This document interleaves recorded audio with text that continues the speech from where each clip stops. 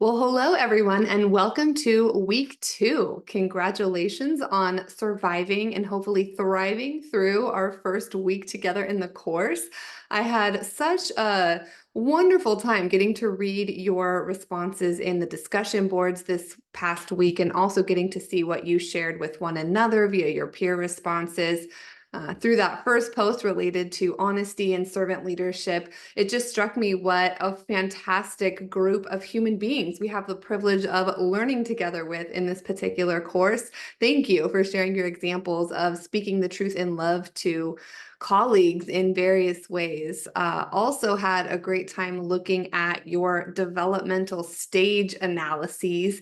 And as I looked through the different highlights and challenges that you articulated via the particular age groups that you work with, it just reminded me that we are all complex, developing humans, even us grown-ups, right? We're all developing through our own unique adult life stages. And just kind of a great reminder of how important holistic education, holistic development is when we act in our spaces as servant leaders, not only with our students, but remembering that the adults that we're called to work with are also complex individuals navigating their unique strengths and areas for growth, both personally and in whatever developmental life stage that they're going through. So all of that to say, it was just such a privilege and a pleasure to hear your thoughts in the discussion boards this week. Very excited to dive into a new week together, where this week we'll be exploring biological, physical, and genetic development, as well as looking at some different healthy habits that we can help promote in our students' lives. So scroll down with me, if you will, here. Specifically this week, you're going to have the opportunity to read McDevitt and Ormrod, our text for the class, chapters 4 and 5. Also linked that Google Scholar search tips for you there, just again for easy access, just a little one-pager about how you can optimize any sort of search that you're doing using Google Scholar, which is where I would recommend you start when you're looking for scholarly articles to back up your point of view in discussion boards or assignments or things of that nature. So hopefully you'll enjoy the reading for this week and find it relevant.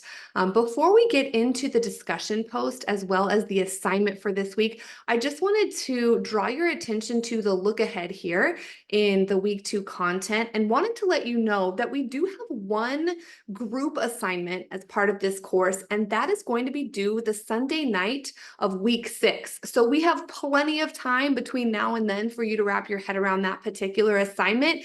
I know that you are all busy working professionals, and when I was in my own graduate program, I always appreciated a lengthy heads up when there was going to be collaboration of any kind happening outside of class time. And so just wanted to give you the heads up for your own planning purposes that at the end of week 6, we will have a group assignment due. I'm going to go ahead and wait until the end of week 2, the end of this week, to assign those groups. And then in our week 3 video, I'll show you how you can use the People tab to find the randomly selected group that you've been put into for that particular experience. So just wanted to draw your attention to that. Let's take a peek at our discussion board for this week. So discussion board number 3, health promoting habits versus health compromising behavior. So for your DQ response this week, you're going to create a one-pager that could be distributed to parents and guardians on the topic of health promoting habits versus health compromising behaviors. For this one-pager, go ahead and provide some statistics and support based on your reading of chapter 5, as well as at least one outside source from within the past 5 years. That source should be a peer-reviewed article, and again, from within the past 5 years. Go ahead and use an upbeat but professional tone, and remember that your audience is parents and guardians. If you're interested, you can further hone your message with specific health promoting habits or examples of specific health promoting habits that target your particular age group as well. And hopefully this will be something that you're actually able to utilize outside of the course as a tool for your students and your parents and guardians. So that's going to be our discussion board. As always, your initial response will be due on Thursday night by 11:59 p.m. and then 2 peer responses by Sunday night at 11:59 p.m. And then, of course, course, this week at the end of week 2, Sunday night, October 27th by 11:59 p.m., you'll be submitting your first assignment deliverable as part of the class, and this is a child development assignment. So if we check out the instructions for this assignment one more time, we also looked at this in the video from last week.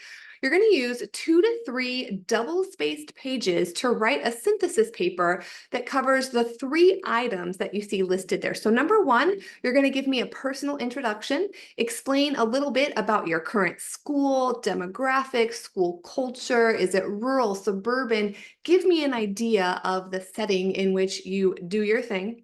Number 2, you're going to choose 2 particular theories of child development that really resonate with you that are covered in the textbook, and use 2 to 3 well-developed paragraphs to describe how you see their application in your particular classroom.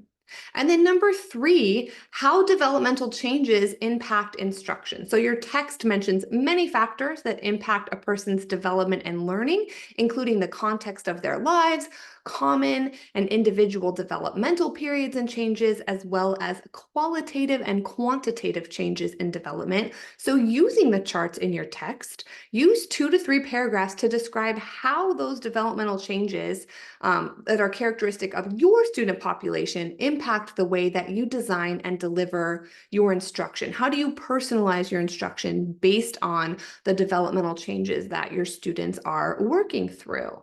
All right.